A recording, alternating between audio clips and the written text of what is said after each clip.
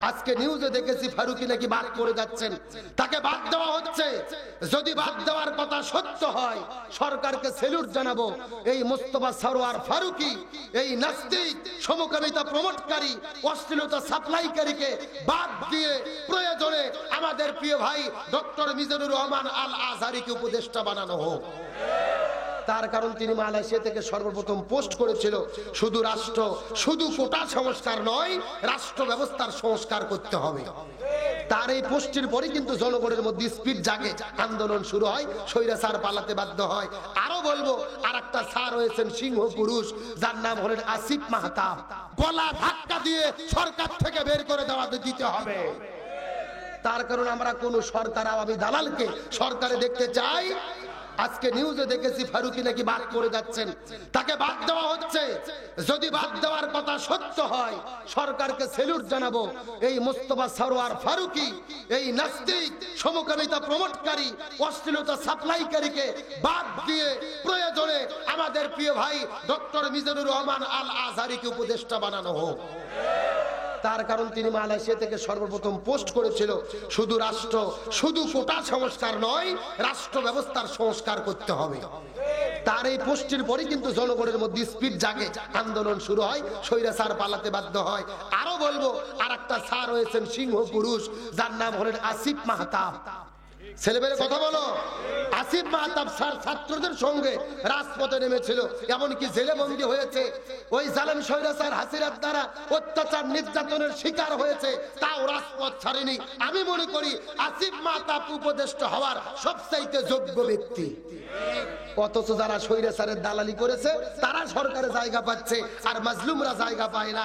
মনে রাখবেন, তেলতেলা গোয়েন্দাদেরকে উপদেষ্টা বানাইয়া এই রাষ্ট্রের সংস্কার সম্ভব নয়। বরং যারা স্বৈরাচারের দ্বারা জুলুমের শিকার ছিল, স্বৈরাচারদের বিরুদ্ধে আন্দোলন করেছিল, এদের উপদেষ্টা হওয়া দরকার।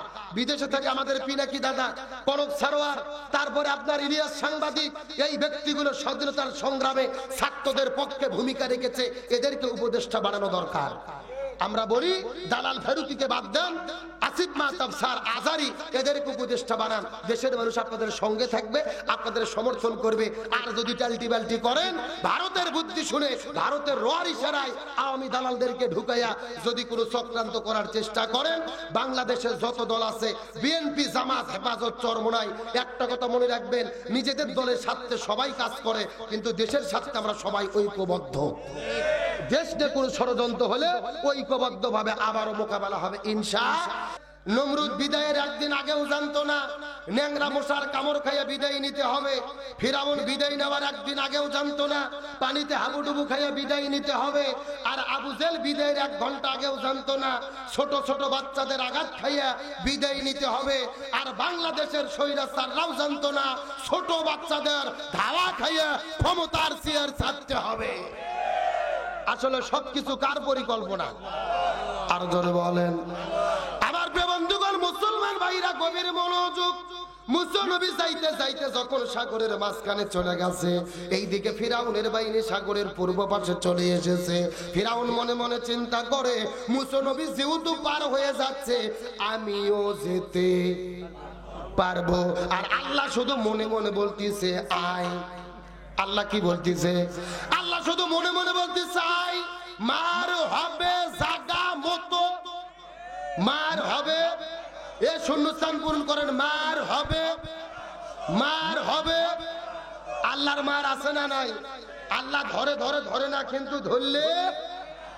আমার বন্ধুগণ, মুসলমান ভাইরা গভীর মনোযোগ।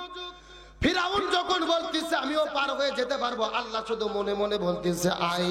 মুসা নবী যাইতে যাইতে সাগরটা যখন পার হয়ে চলে গেল, আর ফিরাউন যাইতে যাইতে যখন মাঝখানে চলে গেছে, মুসা নবী পার হয়ে গেল, এমন সময় আল্লাহ তাআলা ডাক দিয়ে বলে, সাগরের পানি রে, আর বসে থাকা যাবে না। এই ফিরাউন ছিল মিশরের তরমুজের ক্ষেতের কর্মচারী, তারপরে হইছে মিশরের গোরস্থানের দারোয়ান, তারপরে হইল দুই নম্বর নির্বাচন করে প্রধানমন্ত্রী, তারপরে প্রধানমন্ত্রী হওয়ার পরে নিজেকে ঘোষণা করেছে আনা রব্বুকুমুল আলা, আমি গোলাম সবচাইতে বড় রব। নিজেকে রব বলে দাবি করেছে। আমি আল্লাহ আমাকে মানে না। এ সাগরের পানি রে আমি আল্লাহ ধরি না, কিন্তু একবার ধরলে ছাড়ি না। ওরে সাগরের পানি রে আর বসে থাকা যাবে না, তোরা এখন ফিরাউনকে চাপা দে। জোরে বলেন কি দে, আরো জোরে। এ আপনাদের কি কষ্ট হচ্ছে? আল্লাহ ফিরাউনকে কি দিতে বলছে? চাপা দে। জোরে বলেন কি দে, আরো জোরে। আমার বন্ধুগণ, মুসলমান ভাইরা গভীর মনোযোগ। সাগরের পানিগুলো আল্লাহর হুকুম পাওয়ার পরে এমন একটা চাপা দিলেন, ফিরাউন সাগরের মধ্যে হাবুডুবু খাইয়া জমিন থেকে বিদায় নিয়ে চলে গেল। কিন্তু ফিরাউন বিদায় নিয়ে গেলে কি হবে? ফিরাউনের লাশটা আজকেও ওই মিশরের পিরামিডের মধ্যে আছে না নাই? গভীর মনোযোগ দিয়ে বোঝার চেষ্টা করবেন। ফিরাউন বিদায় নিয়ে চলে গেল, কিন্তু আল্লাহ তাআলা তার লাশটাকে কেন রাখলেন? এর কারণ হলো আল্লাহ তাআলা পৃথিবীর মানুষদেরকে বুঝাইতে চায় কিয়ামত পর্যন্ত যারাই আবু জেহেল হবে আর মানুষের উপরে অত্যাচার করবে, জুলুম করবে, ওই সমস্ত জালেমদেরকে ওই ফিরাউনের মতো বানাইতে আল্লাহর মুহূর্ত সময়ও লাগবে না। কথা বলেন ঠিক কিনা? তার মানে আল্লাহ বুঝাইতে চাইছে ফিরাউনই শেষ ফিরাউন, আরো যুগে যুগে আরো ফিরাউন। গভীর মনোযোগ দিয়ে বোঝার চেষ্টা করবেন। প্রথম নম্বর প্রশ্ন ছিল এই পৃথিবীর এমন কোন জায়গা যেই জায়গার সূর্যের আলো একবার যাবে আর কিয়ামত পর্যন্ত যেতে পারবে না। এই যে মুসা নবী যখন লোহিত সাগরের মধ্য দিয়ে হেঁটে গেল, ওই পানিগুলো যখন ফাঁক হয়ে গেল, সূর্যের আলোটা নদীর মধ্যে পড়লো, সূর্যের আলোটা নদীর মধ্যে পড়ে গেল, মুসা নবী পার হয়ে গেল, পানিগুলো ফিরাউনকে চাপা দিয়ে মিল হয়ে গেল, আর সূর্যের আলো সাগরের মধ্যে যেতে পারলো না। প্রথম নম্বর প্রশ্ন হলো এই পৃথিবীর এমন কোন জায়গা যেই জায়গার সূর্যের আলো একবার গেছে আর কিয়ামত পর্যন্ত যেতে পারবে না? এই জায়গা হলো ওই লোহিত সাগরের ভেতরে। প্রশ্ন কয়টা? এ জোরে বলেন না কেন? উত্তর গেল কয়টা? বাকি আছে কয়টা? আলোচনা কি চলবে? জোরে বলেন চলবে। কিন্তু দুই একজন উঠে যায় আবার আসে, এরা কারা? এই চাচা মারাত্মক বলছে বা ফিরাউনের দলের লোক। আলোচনা চলছে, জোরে বলেন চলছে। প্রশ্নের উত্তর দিলাম একটা, বাকি কয়টা? আর জোরে বলেন। আমার বন্ধুগণ, মুসলমান ভাইরা গভীর মনোযোগ। কমিটির পক্ষ থেকে বলেছেন অসংখ্য মহিলারা এসেছে, মা বোনদের জন্য কিছু বলার দরকার আছে না নাই? গভীর মনোযোগ দিয়ে বোঝার চেষ্টা করবে। আমার নবী মসজিদুন নববীর ভেতরে সমস্ত সাহাবীদেরকে ডাক দিয়ে বলে মহিলাদের জন্য 4টা আমল করা লাগবে। এই 4টা আমল যদি কোনো মহিলা করে, এই 4টা আমল করার কারণে আল্লাহ তাদের জন্য 8টা জান্নাতের দরজা খুলে দেবে। চিৎকার করে বলেন তো দেখি কয়টা আমল করবে? সাহাবীরা জিজ্ঞাসা করে বলেন, ইয়া রাসূলুল্লাহ, কোন কোন 4টা আমল করা লাগবে বলেন তো দেখি। রাসূল বললেন, 1 নম্বর হলো নামাজ, 2 নম্বর হলো রোজা, 3 নম্বর স্বামীর খেদমত, 4 নম্বর পর্দা। 1 নম্বর নামাজ, 2 নম্বর রোজা, 3 নম্বর স্বামীর খেদমত, 4 নম্বর পর্দা। চিৎকার করে বলেন তো আমল করতে হবে কয়টি? 1। কেন মুখস্থ করলে কি গুনাহ হবে? আজকে আমি যেই ওয়াজ করতেছি মুখস্থ করেন, সারা জীবন বইয়ের কাছে করা লাগবে। মহিলাদের জন্য 4টা আমল করতে হবে। 1 নম্বর হলো নামাজ, 2 নম্বর হলো রোজা, 3 নম্বর স্বামীর খেদমত, 4 নম্বর পর্দা। 1 নম্বর নামাজ, 2 নম্বর রোজা, 3 নম্বর স্বামীর খেদমত, 4 নম্বর পর্দা। চিৎকার করে বলেন তো আমল করতে হবে কয়টা? 1, 2, 3, 4। এই আলোচনা শোনার পরে হযরত আলী ফাতেমার কাছে চলে গেলেন। ফাতেমার কাছে যাওয়ার পরে জিজ্ঞেস করে ডাকতে বলে, রে ফাতেমা, নবী বলে দিয়েছে মহিলাদের জন্য 4টা আমল করা লাগবে, এই 4টা আমল করলে 8টা জান্নাতের দরজা খোলা। ফাতেমা এই কথা শোনার পরে এমন একটা জোরে দৌড় দিলাম, দৌড়াইয়া রাসূলের কাছে চলে গেলেন। রাসূলের কাছে যাওয়ার পরে জিজ্ঞেস করে বলে, ইয়া রাসূলুল্লাহ, আপনি নাকি বলেছেন মহিলাদের জন্য 4টা আমল করা লাগবে। ইয়া রাসূলুল্লাহ, এই 4টা আমলই জরুরি, কিন্তু আপনার কাছে জানতে চাই এই 4টা আমলের ভেতরে সবচাইতে দামি আমল কোনটা? কি প্রশ্ন করেছে আপনাকে বুঝতে পেরেছেন? এমন রাসূল বলে, ফাতেমা, এই 4টা আমলের মধ্যে সবচেয়ে গুরুত্বপূর্ণ আমল কোনটা? এটা খুবই গুরুত্বপূর্ণ প্রশ্ন করেছে রে ফাতেমা। প্রথম নম্বর আমল হলো, 1 নম্বর আমল হলো নামাজ। এই নামাজ হলো অর্থমত ফরজ। ফজরের সময় ফজর নামাজ, জোহরের সময় জোহর, আসরের সময় আসর, মাগরিবের সময় মাগরিব, এশার সময় এশা। নামাজ হলো অর্থমত ফরজ। রমজান মাস যখন আসবে, রমজান মাসে রোজা রাখা ফরজ। আর স্বামী যখন কাছে থাকবে তখন স্বামীর খেদমত করা ফরজ। স্বামী যখন কোথায় থাকবে, আমার কথাকে আপনারা বুঝতে পারতেছেন? স্বামী যখন কোথায় থাকবে, স্বামী যখন কাছে থাকবে তখন স্বামীর খেদমত করা ফরজ।